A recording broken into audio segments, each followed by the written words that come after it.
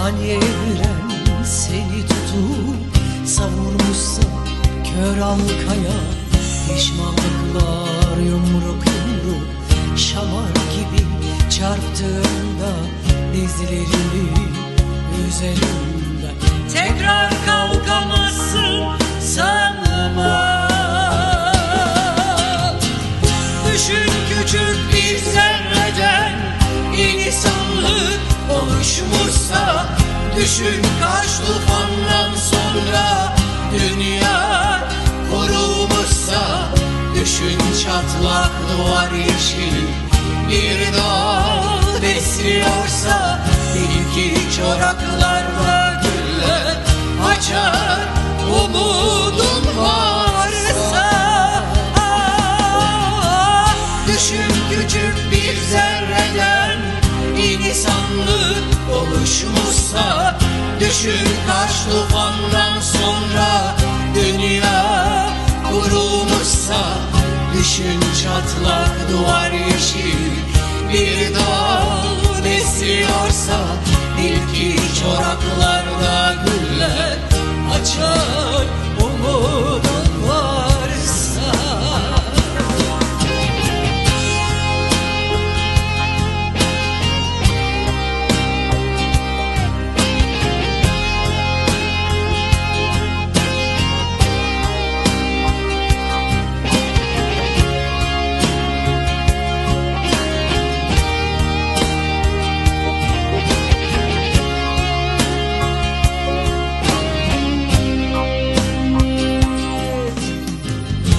Gecenin sabahına ruhuna can giriyorsa, bembeyaz örtü toprakta rengarenk sır gizliyorsa, giderdikleri yerlerine binlercesi geliyorsa, aldığın her bir nefesin dirilişindir hayata.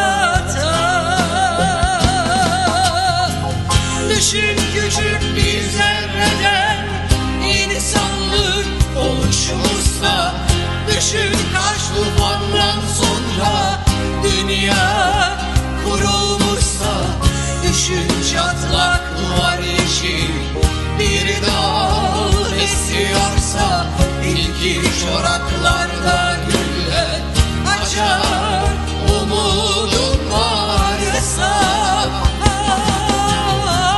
Düşün küçük bir zerreden insanlık oluşmuşsa, düşün kaç tufandan sonra dünya kurulmuşsa, düşün çatlak duvar yeşil bir dal besliyorsa, bil ki çoraklarda güller açar umudun varsa.